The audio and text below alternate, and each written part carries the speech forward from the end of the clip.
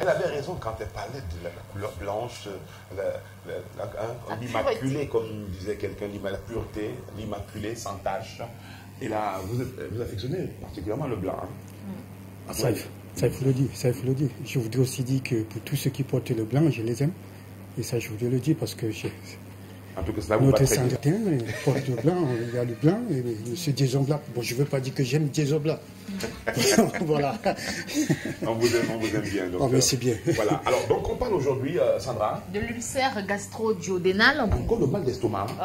Il nous dira comment savoir si on a un ulcère. C'est vrai que ça perturbe. Hein. Oui, c'est déjà quoi l'ulcère, Doc? Ben voilà, pour ne pas justement confondre avec le mal de l'estomac, gastrique, ici il s'agit bien évidemment de ce qu'on appellera une lésion. Voilà, peut-être en parlant de lésion, on ne va pas comprendre. Il s'agit d'une plaie. C'est-à-dire la plaie au niveau de l'œsophage, au niveau de l'estomac et au niveau du duodénal. Le duodénal, c'est une partie de l'intestin. Donc voilà. Ça veut dire qu'à ce niveau, on dépasse le mal de l'estomac. Oui, justement. Vous avez dit hier, c'est étape par étape. Ici, c'est la dernière. C'est une étape terrible. Hein. Terrible, voilà, ça il faut le dire. Il s'agit d'une plaie, vraiment une plaie. Alors, comment savoir si on a justement, si on est victime d'un ulcère, on est un ulcère voilà. Gastro-duodénal. Voilà. Justement, il faut dire que la particularité avec l'ulcère, contrairement gastrique, que nous avons parlé hier, voilà, des brûlures. Mais ici, la particularité, c'est que vous perdez du poids. Vous perdez du poids, ça il faut comprendre. Et vous faites donc, hier je parlais des vomissements avec du sang, mais ici vous allez faire justement des selles avec du sang. Voilà. Ça c'est. Vraiment, on est fou. Alors, et ça, il y a aussi ce qu'on appelle, si vous faites déjà de l'hémorragie, forcément, il y a ce qu'on appelle l'anémie. Voilà.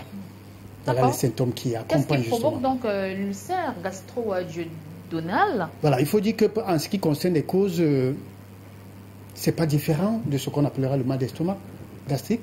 Bien évidemment, il y a cet aspect infectieux, bien évidemment, cette bactérie appelée H. pylori. Il y a également cette sécrétion accrue du sucre gastrique, bien évidemment. Mais je voudrais parler beaucoup plus des facteurs en ce qui concerne l'ulcère. Oui. Et très content d'avoir écouté le docteur, le médecin du sommeil ce matin, parce qu'il faut dire que l'un des facteurs très importants, le manque de sommeil favorise justement l'ulcère gastro-duodénal. Ça, il faut le savoir pour ceux qui ne dorment pas la nuit et pour ceux qui travaillent la nuit. Parce qu'il y a beaucoup qui pensent qu'un sommeil se rattrape. Ils ont l'impression toujours, ils ont tendance de dire que non, je veux récupérer, on ne récupère jamais. Et ce n'est pas le médecin du sommeil qui me dira le contraire. Voilà. Comme facteur, de sommeil, là, voilà. Il y a aussi comme facteur, justement, nous avons parlé des aliments irritants hier, mais l'autre pan, justement, et ça je l'ai fait sur ce plateau quand je parlais des pets, l'effet du fer, du gaz ou bien du vent, ça veut dire flatulence. Abstenez-vous de retenir vos pets. Ça, il faut que je le dise encore haut et fort. C'est mieux de lâcher. C'est mieux de lâcher. Quel que soit l'endroit. Oui, mais sauf que vous n'allez pas péter devant une belle femme ou bien voilà, dans un milieu. Voilà, vous écartez, vous vous levez, monsieur Jason Black, et vous partez. Allez, vous libérez. Heureusement que je ne fais jamais ça depuis que je suis née. Vous ne faites pas ça? Non, même Bobo, je ne fais pas. Vous n'allez pas travailler non plus. Je vois ça. Alors, ça, donc c'est important, monsieur Jason Black, parce que quand vous retenez justement cela, c'est du gaz. C'est hautement toxique. Méthane, sulfure, il y a tellement de composants dedans qui va aller justement aggraver la situation pour ceux qui sont déjà gastriques et ulcéreux. Voilà. Oh là là là là là. Attendez, attention, quand si vous sentez que le truc arrive, il faut sortir, il faut le faire. Voilà. On ne veut même pas les silencieux, parce que le truc silencieux qui lâcher là, finalement, ça dure pour partir. Bon, ok, donc on revient sur... Vous avez parlé de ce qui provoque cela? Oui, justement. Oui, on peut parler du diagnostic, par exemple. Voilà. Voilà, justement, il y a des complications, hein. Vous savez que ça... Oui, je pense qu'il a évoqué, sauf si vous allez revenir sur les complications. Voilà, justement les complications avec tous ces facteurs-là, il faut dire justement que c'est l'hémorragie. La première chose, c'est l'hémorragie. Vous allez justement faire des saignements, et pour être digestif, vous faites les selles avec du sang, ou encore vous vomissez du sang. Voilà. Et parmi les symptômes, justement, j'ai parlé de l'anémie, et la pire des choses, c'est ce qu'on appelle une perforation digestive. Une perforation digestive. L'intestin est perforé? Voilà. justement, il y aura une perforation au point où les aliments qui quittent de l'estomac, pour pouvoir descendre, vont s'échapper. Nous ne pourrons plus entrer au niveau de l'intestin. Vous comprenez donc que vous n'aurez plus justement la possibilité de recueillir, de pouvoir bénéficier des nutriments. Et on pourrait vous remplacer l'intestin?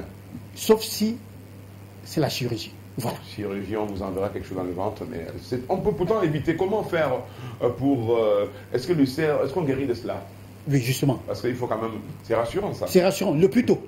Il faut dire, le plus tôt, c'est important. Parce que si vous avez déjà une perforation, alors, je crois que c'est vous-même vous allez commencer à décrire justement le plateau technique au Cameroun n'est pas compétent, voilà et tout. Évitez donc d'arriver là, à ce niveau-là. Parce que rien ne prouve que l'opération va réussir à 100% déjà. Mais quand c'est un début du cercle, on peut guérir. On peut guérir une fois que la cause est connue, comme je l'ai dit hier, une fois que la cause est connue, la prise en charge est systématique. Mais il faut dire qu'on va plus loin, justement, parce que le meilleur traitement, que ce soit gastrique, que ce soit l'ulcère, c'est le mode de vie. Notre mode de vie. Savoir quoi manger, quand manger et comment manger. Et bien dormir. Voilà. D'accord. En ce qui concerne l'alimentation, que proposez-vous ce matin, docteur? Voilà. Et l'alimentation, justement, il y a des aliments appropriés, je dirais appropriés vraiment au cas d'ulcère, notamment parce qu'ils ont une propriété anti-cicatrisante, parce que nous avons une plaie. Justement, je commence par la carotte, par des courges, des concombres, bien évidemment, du chou, du céleri. Salade aussi. Salade aussi. Des laitues aussi, voilà. Les épinards, ça c'est important. Ah, oui, et il faut beaucoup plus des fruits rouges, notamment des myrtilles, framboises, raisins. Ces fruits rouges, pourquoi? Parce qu'ils ont des propriétés antioxydantes. Voilà, qui vont justement favoriser la cicatrisation rapide de l'ulcère. Vous pensez à quoi comme fruits rouges? Les cerises. Les cerises, les myrtilles, framboises, raisins. La fraise. Raisin, la fraise, voilà. Si on en trouve. Voilà. On en trouve chez nous. Ah d'accord. Rien à voir avec les pommes. Les pommes également font partie des légumes. Les pommes, j'ai parlé des pommes hier, notamment les pommes rouges, ça également. Voilà, c'est bénéfique. Voilà. D'accord. Avant de passer votre mot de fin, docteur, on a deux messages qu'on a reçus hier, notamment celui de Martin qui disait « Bonjour, docteur Nguimi, s'il vous plaît, j'ai un problème, intoxication alimentaire. Aujourd'hui, j'ai très mal à l'estomac. Aidez-moi. Comment faire pour prévenir l'estomac? On peut peut-être proposer quelques astuces. Je ne sais pas si vous en avez des conseils pour des personnes qui souffrent d'intoxication alimentaire avant votre mot de fin. Voilà, il faut dire déjà qu'une intoxication alimentaire, j'ai dit tout à l'heure quand je parlais de quoi manger, comment manger. Alors, c'est nous la cause, nous sommes la cause de nos maux. Si vous déjà, un poisson, je veux dire, qui perd déjà sa saveur ou encore, quand vous commencez à le goûter et que ça ne... vous sentez que ça ne va pas, autant mieux le laisser. Même si on a parce que alors, parce qu'il y a des gens qui ont cette astuce de dire que non, je veux quand même manger, après je veux prendre du bicarbonate. Non. Il faut éviter ça. Il faut éviter ça. Ça, c'est important. Parce que c'est déjà connaître ce qu'on mange, ça c'est important. Le premier conseil c'est ça. Maintenant il faut beaucoup boire de l'eau, ça c'est important. Ou encore il faudra prendre du charbon naturel. Il y a du charbon, on vend du charbon dans nos pharmacies, bien évidemment, qui justement vont équilibrer ce qu'on appelle le pH.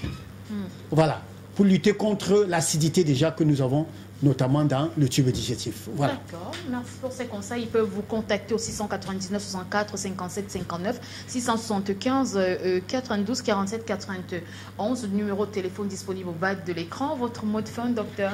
Le mot de fin que j'ai à donner, c'est que prenez soin de vous. C'est important de prendre soin de soi. Ça, c'est très important. Surtout pour ne pas toujours être en train de tirer sur le Seigneur. Parce que vous savez, la parole de Dieu dit que nous devons prendre soin de notre corps, le corps qui est le temple de Dieu. Ça c'est important, pourquoi je le dis? Le jeûne, vous avez entendu parler du jeûne. Il y a des gens qui sont malades et qui se permettent de jeûner. Je voudrais dire également que le jeûne c'est un facteur de risque pour l'ulcère. Et je voudrais saluer mes frères musulmans, quand on est malade chez eux, on ne jeûne pas. Même le Coran le dit d'ailleurs. Même le Coran le dit. Ne forcez pas si vous êtes des femmes enceintes. Voilà, ça c'est autant de choses. Voilà le conseil que je veux donner. Non, n'allez pas à l'église, évitez d'être spirituel. Quand vous êtes malade, priez, le Seigneur va vous écouter. Vous n'avez plus besoin de jeûner. Il sait que vous êtes malade. Il faut deux à l'église. Voilà. D'accord. Merci beaucoup, docteur.